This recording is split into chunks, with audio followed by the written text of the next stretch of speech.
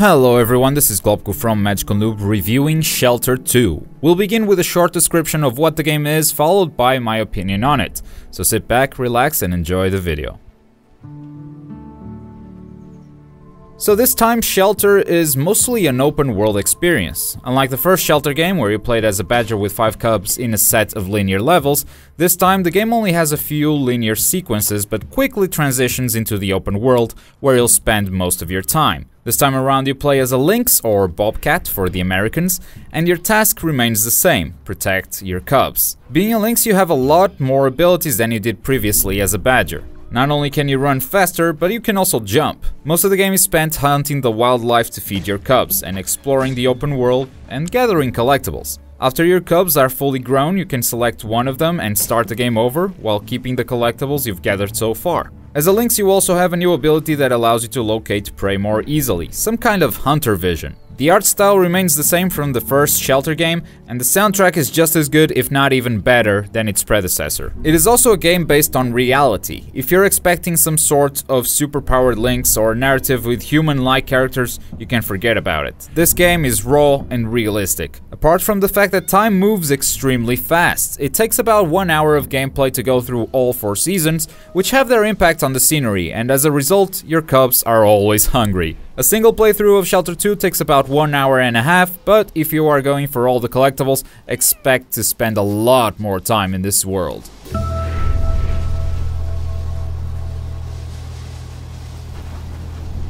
The way Shelter 2 opens up with exposition and a linear scene running away from wolves led me to believe that this would be a similar experience to the first Shelter, but with a bit more narrative going on the background. Instead, after that initial scene, you are thrown into the open world without any real objective other than protecting your cubs. As I've mentioned, the game is very grounded on reality, and that's perhaps its biggest problem. Being a Lynx in real life is not that fun. 1 hour into the game and I was still wondering if I was playing it right and not just wasting my time wandering around the bloody place. Turns out I was playing the game right. Protecting my cubs and feeding them was the right thing to do, no matter where I went, and that is literally all you do in this game. I've lost count of how many rabbits I've hunted down and fed to the cubs, only to find out later that the game doesn't really progress any faster no matter how much I feed them. The only purpose of giving them food is just so they don't starve to death. Other than that, all you do is wait. Wait for time to go by, for the seasons to come and go, until your cubs grow.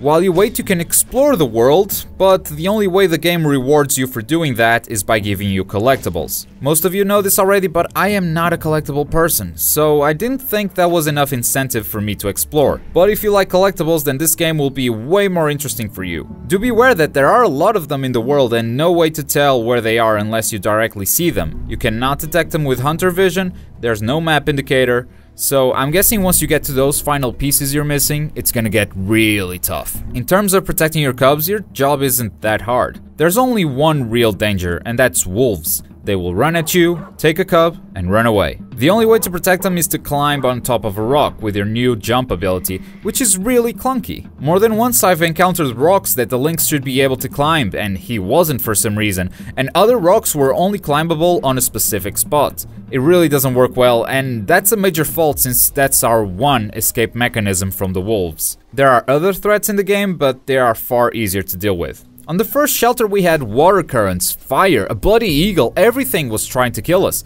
Nature was relentless. In this game, nature doesn't really care, which makes the game kind of easy. Now I don't mean to come out too hard on this game, it has very good things going for it. The movement and the hunting are both very satisfying. Being a Lynx is definitely a lot cooler than being a badger. The open world feels really big, which paired up with this game's original art style can make for some beautiful landscapes. But then again, suffers from being grounded on reality, because a lot of the areas look the same. The seasons do make the environments look and feel different, so I gotta give them points for that. But going to a new area doesn't necessarily mean it's gonna look new. Soundtrack, in my opinion, is even better than the first games and is used perfectly to create the mood and atmosphere that the game demands in the different moments. And speaking of moments, without going into much detail, the ending was really good this time. This was one of my main complaints with the first Shelter. The ending went against the whole game's message. It took control away from the player in a game where having control meant having responsibility over what happens. And that, fortunately,